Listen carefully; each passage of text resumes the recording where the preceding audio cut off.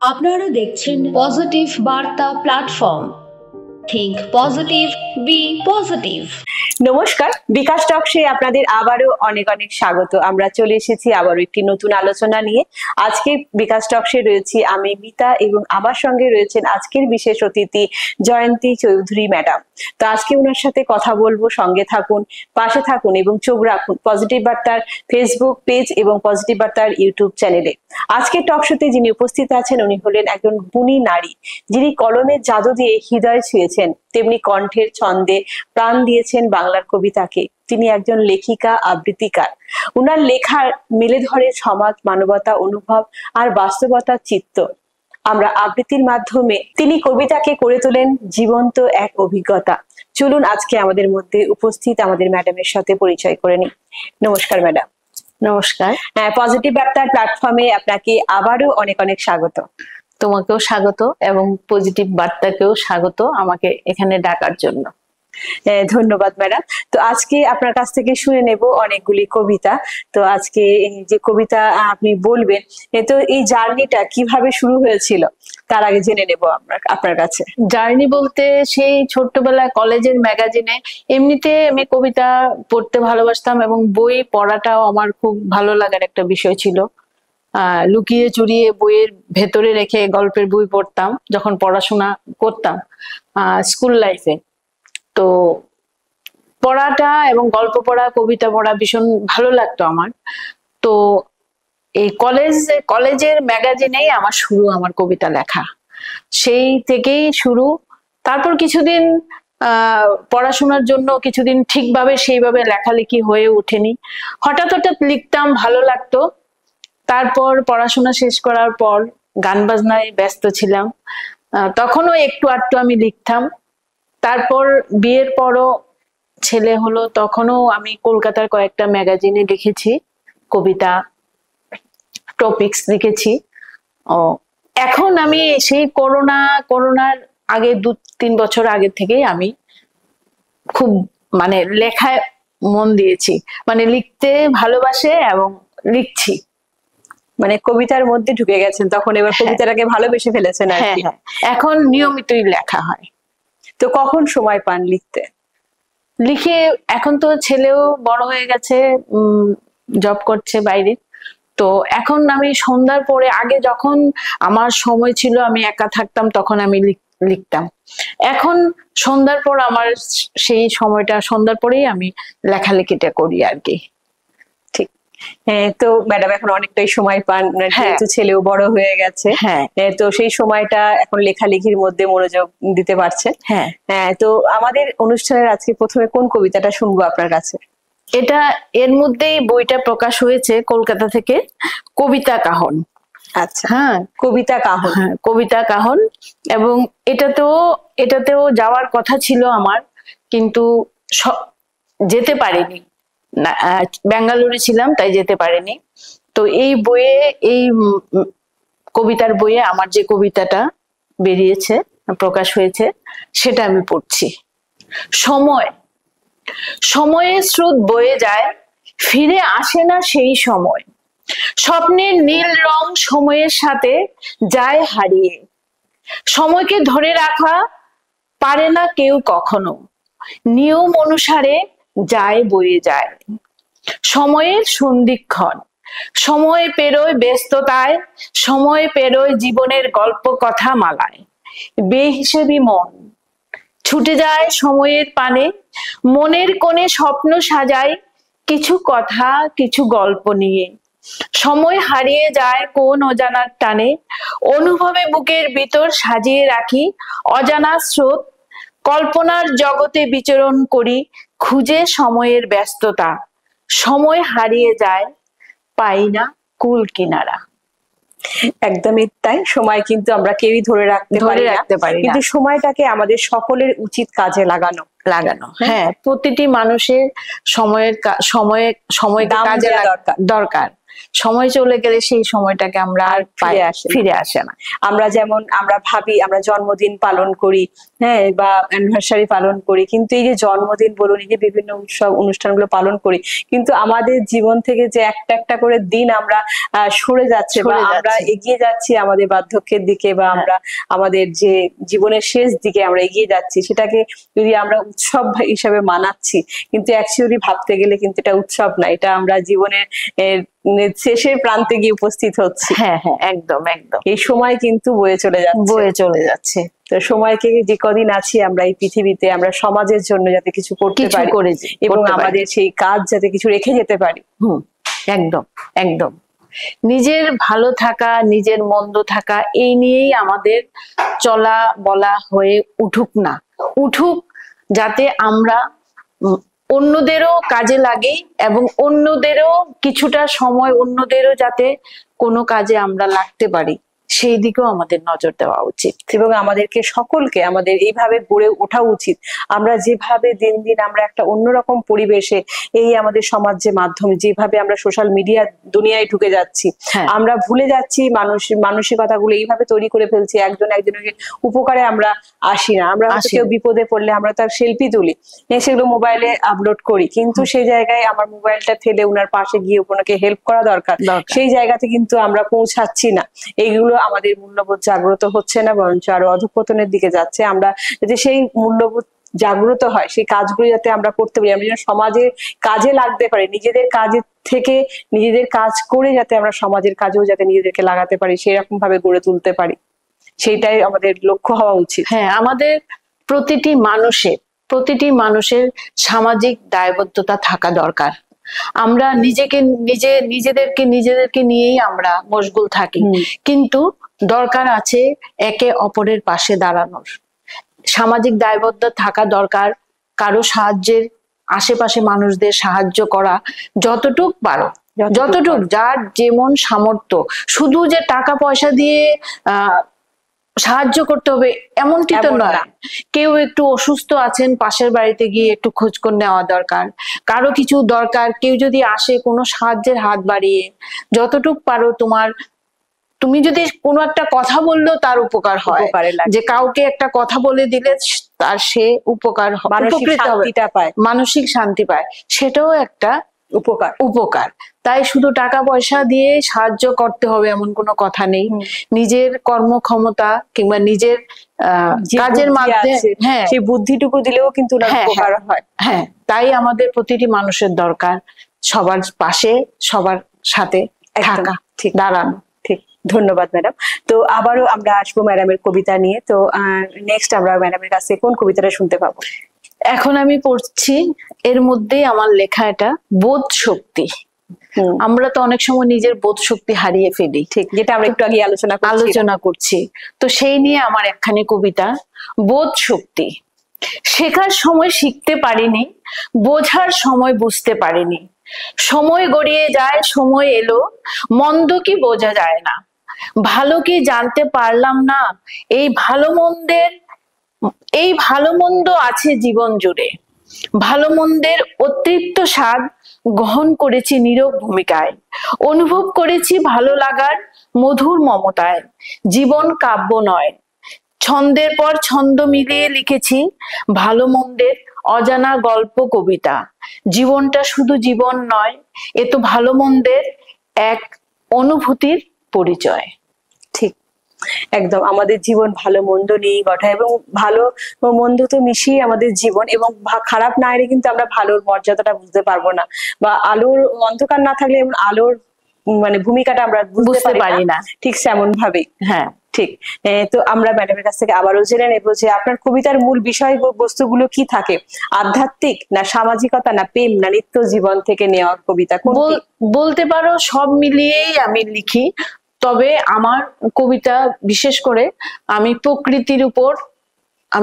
প্রকৃতিকে আমি বেশি পছন্দ করি, প্রকৃতির উপরে বেশি লেখা আমার কবিতা। আর প্রেমের উপরও লিখি। আর তাৎক্ষণিক আমাদের সমাজে যখন হঠাৎ করে কোনো ঘটনা ঘটে, সেই বিষয়ের উপরেও আমি লিখি। আর আধ্যাত্মিক বলতে যখন যে আমাদের পুজো আসে, আমাদের বাঙালির জীবনে যে পুজোগুলো আসে, সেই পুজোর সময় অনেক পুজো আছে, সরস্বতী পুজো, দুর্গা পুজো, কালী পুজো, দীপাবলি, আমাদের যে অনুষ্ঠান থাকে 12 মাসের, সেই পুজোর অনুষ্ঠানের আগে আমি সেই মানে যখন নিয়ে পুজো আসে তখন সেই পুজো উপলক্ষ করি আপনার লেখা চলে আসে। তবে আমি বেশি পছন্দ করি লিখতে প্রকৃতির উপর। প্রকৃতি নিয়েই আমাদের এরকম প্রকৃতি কবি ছিলেন জীবনানন্দ দাশ, ওনাকে রূপসী কবিও বলা হতো। হ্যাঁ, আমার প্রকৃতি আমাকে ভীষণ টানে, তার জন্য আমার লেখা কবিতা প্রকৃতির উপরেই থাকে। এরকম আমাদের রবীন্দ্রনাথ অনেক প্রকৃতি নিয়েও কবিতা লিখেছেন। তো আবারও আমি লিখি, যেমন ধরো হঠাৎ করে আমার কোনো কারণে কারোর জন্য, কিংবা কেউ আমাকে দুঃখ দিল, কিংবা কারো কথাটা আমার ভালো লাগলো না, কেউ আমাকে অজান্তেই হয়তো আমাকে এমন একটা কথা বললো যে আমার কষ্ট হয়েছে, কিন্তু আমি ওকে বুঝতে দিলাম না, আমি ওকে কোনো প্রত্যুত্তর করলাম না যে ও বলেছে তার জন্য ওর মতো আমাকেই হতে হবে, না, আমি সেটা করি না। যে আমাকে ও কিছু বলেছে, যে আমাকেও আবার ফিরিয়ে ওকে কিছু বলতে হবে না, তাহলে তো আমি ওর মতো হয়ে গেলাম। তো সেই যে কষ্ট, সেই যে কষ্টটা অনেক সময় মনে লেগে যায়, তো সেই কষ্টের উপরও অনেক কবিতা আমি লিখি। কিন্তু যে আমাকে কষ্ট দিয়েছে, কিংবা আমাদের সমাজে আমরা সবাই অনেকের সঙ্গে আমরা মিশি, অনেকের সঙ্গে চলতে হয়, গান বাজনা করতে হয়, কবিতা লিখি, প্রোগ্রামে যাই, অনেক অনুষ্ঠানে আমরা যাই।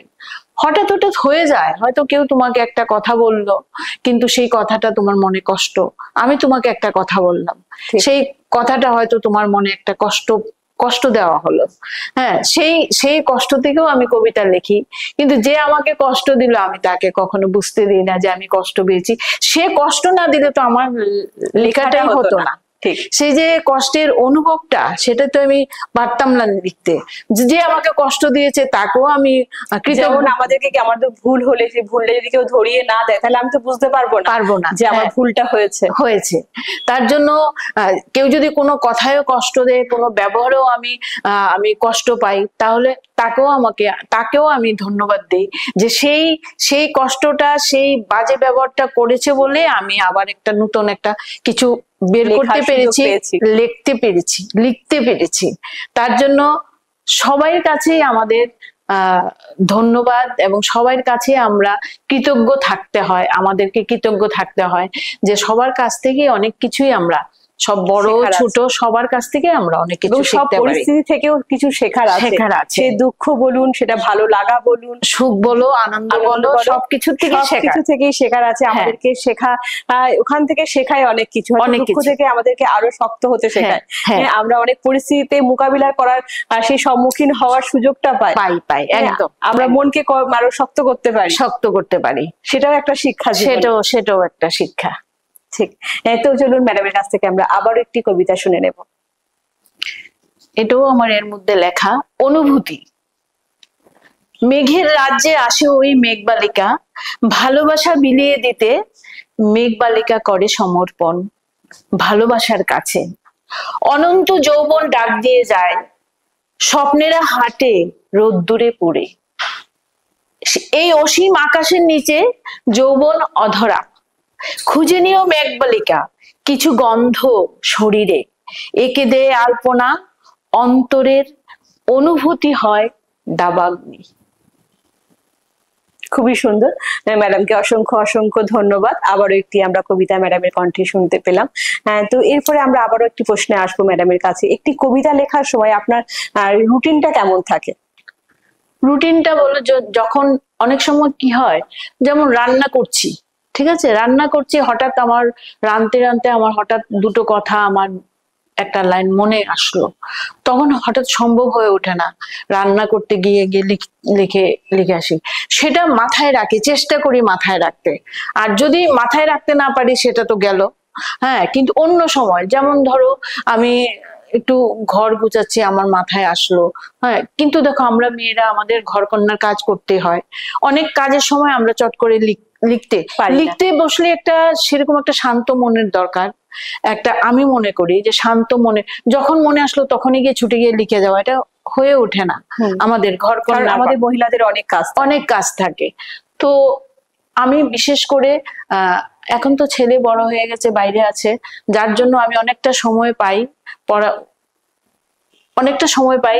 তো দেখো দুপুরের দিকেও আমি অনেক সময় যখন ফ্রি হই খাওয়া দাওয়ার আগে, তখনও আমি অনেক সময় বসে বসে একটু লিখি, একা যখন থাকি লিখি।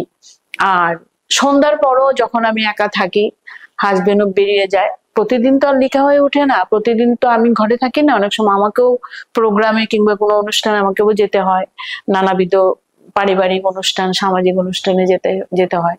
তো তখনও সন্ধ্যার পরেও আমি অনেক সময় লিখতে বসি, তখন আমি একা থাকি। আমি একা যখন থাকি তখন আমার লিখতে বড্ড ভালো লাগে। ওই হই হুল্লোড়ের মধ্যে আমি লিখতে পারি না। যখন একা থাকি, যখন আমি ঘরে একা থাকি, আমার কোনো কাজকর্ম থাকে না, তখনই আমি লিখতে বসি। তখন আমাদের মাইন্ডটাও মানে বেশ ফ্রেশ থাকে, তখন আমরা লিখতে সুবিধা হয় এবং নানা রকম ভাবনা চিন্তাগুলো মাথার মধ্যে আসে। এই ঠিক। তো এই যে আপনি কবিতা করেন, লেখেন, নিজে স্বরচিত কবিতা পাঠও আমরা কয়েকটা শুনলাম, তো এর পাশাপাশি আর কি কি করেন? আমি আসলে মূলত সঙ্গীত শিল্পী। আমি 6 বছর বয়স থেকে আমি সঙ্গীত শিখেছি এবং নানা টিভিতে, শিলচর, দূরদর্শনে, রেডিওতে, তারপরে এখানেও নানা টিভি চ্যানেলে আমি প্রোগ্রাম করেছি এবং করি। তো গানটাই আমার প্রথম প্রেম, ছোটবেলা থেকে গানটা আমার প্রথম প্রেম। আর কবিতা লিখছি, মানুষ অনেকে আমাকে বললে কি জয়ন্তী তুমি গানও করো, কবিতাও লেখো, আর্টও করো, তারপরে গাছগাছালিও করো, এরকম করো, তুমি সময় কিভাবে পাও? আসলে ব্যাপার হচ্ছে এটা মনে নিজে যদি গুছিয়ে কাজ করা যায় তাহলে অনেক কিছু করা যায়। আর আমি মনে করি যে আমি যে শুধু সঙ্গীত শিল্পী কেন, আমি সঙ্গীত শিল্পী হলে শুধু সঙ্গীতই করতে হবে, অন্য কিছু করতে পারবো না? পারবো নিশ্চয়ই। একদম তাই। আমি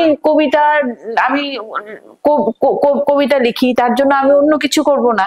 আমার মোট কথা, আমার যেগুলো ভালো লাগে, আমার যে কাজগুলো করে আমার আনন্দ পাই, আমার মন ভালো থাকে, আনন্দ পাই, সেই কাজগুলো আমি করি। এবং আমরা যদি কাজের মধ্যে থাকি, আমাদের ভালোবাসার যে কাজগুলি সেগুলোর মধ্যে যদি আমরা থাকি, তাহলে কিন্তু আমরা অনেকটা ভালো থাকি। হ্যাঁ, তার জন্য আমি কবিতা লিখি, গানও করি, আর আর্টও আমার একটা পেশা বলতে পারো। আমি কিছু কাজ করি, বুটিকের কাজ করি, অর্ডার পাই, করি।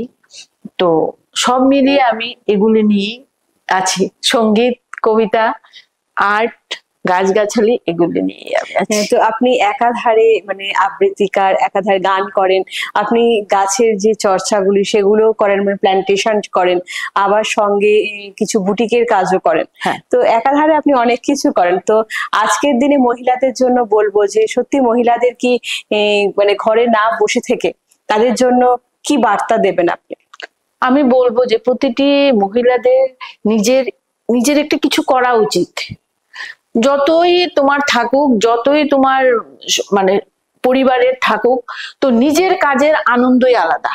তো প্রতিটি মেয়েদের এখন অনেক সুযোগ সুবিধা আছে আমাদের।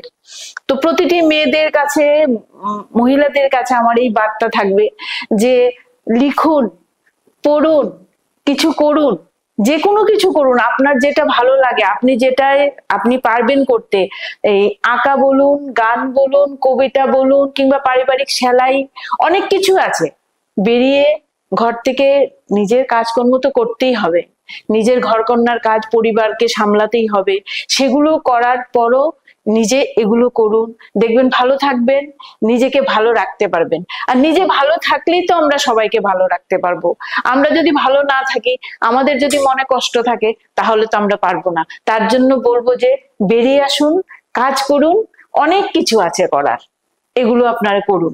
এই বার্তাই আমার মহিলাদের জন্য রইল। হ্যাঁ, খুব সুন্দর বললেন আমাদের ম্যাডাম এখানে যে হ্যাঁ, মহিলাদের কিছু করা দরকার। আপনারা যে যা পারেন, আপনার নিজের যে স্বপ্ন থাকে যে আমি এটা করব, এই এই কাজটা করব বা নিজের পায়ে দাঁড়াবো, সেই স্বপ্ন নিয়ে আপনারা এগিয়ে আসুন। এবং কোনো প্রতিষ্ঠান পাচ্ছেন না, কোনো জায়গা পাচ্ছেন না, কি করে শুরু করবেন? আমাদের শান্তিনিকেতন মেডিকেল কলেজে সেখানে প্রশিক্ষণ দেয়া হচ্ছে মহিলা উদ্যোক্তাদের, এবং তারা কিভাবে ডিজিটালি বলুন, অফলাইন অনলাইনে কিভাবে তারা নিজের ব্যবসাটাকে প্রতিষ্ঠিত করবে এবং নিজে এগিয়ে যাবে, সেই প্রশিক্ষণ ওখানে দেয়া হচ্ছে। এবং বলবো অবশ্যই আপনারা এই সুবর্ণ সুযোগকে কাজে লাগান। এবং আমাদের ডক্টর বলয়পীঠ স্যারের, আমাদের প্রেসিডেন্ট যিনি আছেন, উনার অনেকগুলি পজিটিভ কার্যকলাপ রয়েছে। সেই পজিটিভ কার্যকলাপের মধ্যে মহিলা উদ্যোক্তা রয়েছে, পজিটিভ বার্তায় প্ল্যাটফর্ম রয়েছে, যেখানে কিনা আমাদের ইতিবাচক ভাবনাগুলোকে সমাজের মধ্যে ছড়িয়ে দেওয়া হয়। এছাড়াও রয়েছে 1 কোটি গাছ লাগানোর যে উদ্যোগ চলছে এখনো পর্যন্ত, এই কাজ 1 কোটি গাছ লাগানো বছরে, এই আমাদের প্রেসিডেন্ট স্যারের নেতৃত্বে সারা রাজ্য জুড়ে যে মহৎ প্রকল্প নেওয়া হয়েছে আমাদের প্রেসিডেন্ট স্যারের নেতৃত্বে, এটা শুধু পরিবেশ রক্ষা নয়, বরং আগামী প্রজন্মের জন্য এটি সবুজ ভবিষ্যতের প্রতিশ্রুতি। মহিলা উদ্যোক্তা থেকে শুরু করে মিডিয়া ফোরাম ও ছাত্র সমাজ সবার সম্মিলিত চেষ্টায় এই উদ্যোগ বাস্তবায়নের পথে আমরা গর্বিত, আমরা আশাবাদী। এরই পাশাপাশি আরো করে চলেছেন আমাদের president sir Tripura Santiniketan medical college ও হাসপাতাল, যেটা কিনা মধুবন রানী খামারে অবস্থিত। হাসপাতালের বহির্বিভাগে সোম থেকে শনি সকাল 9টা থেকে বিকেল 5টা পর্যন্ত মাত্র 10 টাকার বিনিময়ে বিশেষজ্ঞ ডাক্তারবাবুদের দ্বারা সেখানে রোগী পরীক্ষা করা হয়, এবং ওষুধে ও বিভিন্ন রকম পরীক্ষা নিরীক্ষার মধ্যে থাকছে বিশেষ ছাড়। তো বলবো আপনারা এই পরিষেবাটি অবশ্যই নেবেন এবং একবার হলেও আমাদের কলেজটি একবার ভিজিট করে আসবেন। ধন্যবাদ আপনাদের সকলকে। তো চলুন আমরা আবারও আমাদের কবিতার মধ্যে ফিরে যাই, আমাদের ম্যাডামের কাছ থেকে আবারও একটি কবিতা আমরা শুনে নিই। এবার আমার স্বরচিত কবিতা অন্তঃস্থল। চলার পথে কত কিছু দেখলাম, কত কিছু হারালাম, কত তিক্ত অভিজ্ঞতা হলো, আর কত আপনজনের উদার করা ভালোবাসা দিল। পেলাম অনেক কিছু, আবার আমিকে কিছুটা বুঝতে শিখেছি, কিছুটা ভালোবাসতে শিখেছি, নিজের ভুলগুলো শুধরানোর চেষ্টা করেছি। প্রতিটা ভুল আমায় শিখিয়েছে সম্পূর্ণতার এক গল্প। ভালোবাসতে পারি কঠিনকেও, অন্যের হাসির জন্য সবকিছু বিলিয়ে দিই।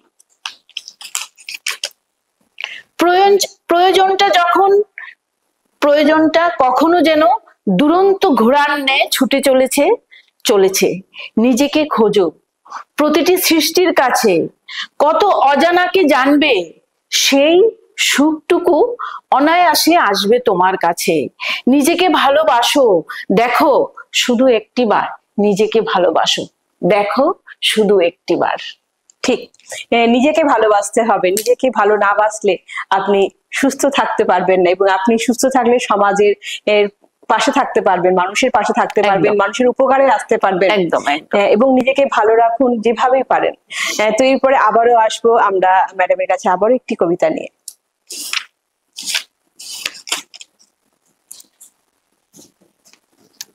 শিখা। অসহ্য দহনে মনের গভীরে পোড়া গন্ধ, তোমরা স্বপ্ন করো বিপন্ন, ইচ্ছেরা অবাধ্য। জানা অজানার ভিড়ে পথ খুঁজে নেওয়া, ওই শোনা যায় বসন্তের কুহুতান। বুঝিবা হারাবে হরবোলা কুকিল তার কলতান। ঝলমলে রোদ্দুর, তারা আবার তির্যক আলো, সেই হাজার আলোর গহীন অন্ধকারে পাই খুঁজে তোমায় নিজের করে। ঠিক, একদমই তাই।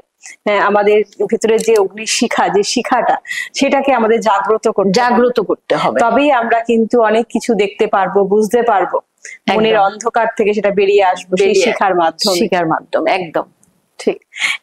আমরা অনুষ্ঠানের একেবারেই শেষ পর্যায়ে চলে এসেছি, যেহেতু আমরা কিছুদিন আগে আমরা দুর্গোৎসব কাটিয়ে উঠেছি, এবং সেই আনন্দের যে মুহূর্ত আমরা পালন করে এসেছি, এবং মা এসেছিলেন আমাদের ঘরে, আমরা সেই আনন্দ এখনো ভুলতে পারছি না। তো এই ইয়েতেই আমরা মায়ের একটি কবিতা আমাদের ম্যাডামের কাছ থেকে শুনে নেব।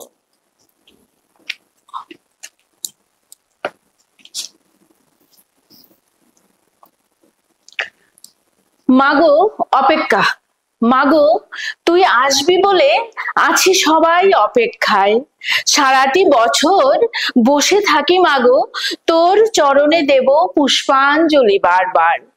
আনন্দ আর আনন্দ মনে জেগে ওঠে সব স্বপ্ন মনে, কত কিছু করব ভাবি করেও ফেলি কত কিছু। তোর আশীর্বাদে মাগো তোর আশীর্বাদে, তুই যে মোদের স্বপ্ন মাগো, তুই যে আশার আলো, তোর কাছে পাই যে মাগো শান্তি শত শত। তোর কাছেই কান্না আমার, তোর কাছেই খুশি, তোর কাছে জানাই মাগো আমার মনের আকুতি। আশীর্বাদের হাতটি মাগো রাখিস বারবার, তোর চরণে ঠাঁই দিস মা মিনতি করি বারবার। আবার মাগো তোমার অপেক্ষায় আছি আমরা। একদম, আমরা আবারও মায়ের অপেক্ষায় থাকবো, আবারও একটি বছর। তো সত্যি এই যে মা যখন আসে আমরা কত আনন্দে থাকি, হ্যাঁ, এবং মায়ের কাছে কত কি চেয়ে নিই, মা তোমার সন্তানকে তুমি ভালো রেখো, হ্যাঁ, এবং তুমিও ভালো থেকো। আমরা তো মাকে বলি না মা তুমি কেমন আছো, কিন্তু মায়ের খবরটাও কিন্তু আমাদের নেওয়া দরকার। মা তুমি কেমন আছো, হ্যাঁ, তুমি কি আমাদের ছেড়ে ভালো ছিলে? আবার আসবে একটা বছর পরে, পুজোর হই হুল্লোড় মিটে গেল, মা চলে গেলেন, একটা বিষাদের ছায়া আমাদের, একদম। কিন্তু আমরা সেই বিষাদের ছায়ার মধ্যেও আবার সেই অপেক্ষার দিন গুনছি, আবার মা আসবেন। ঠিক, এতে সবাই ভালো থাকবেন, সুস্থ থাকবেন, সকলকে শুভ বিজয়া জানিয়ে আজকের অনুষ্ঠান শেষ করি। এবং আপনারা পরবর্তী অনুষ্ঠানগুলি বলবো দেখার জন্য চোখ রাখবেন পজিটিভ বার্তার ফেসবুক লাইভ এবং পজিটিভ বার্তার ইউটিউব চ্যানেলে। আজকের মতো অনুষ্ঠান এই পর্যন্ত, নমস্কার। নমস্কার।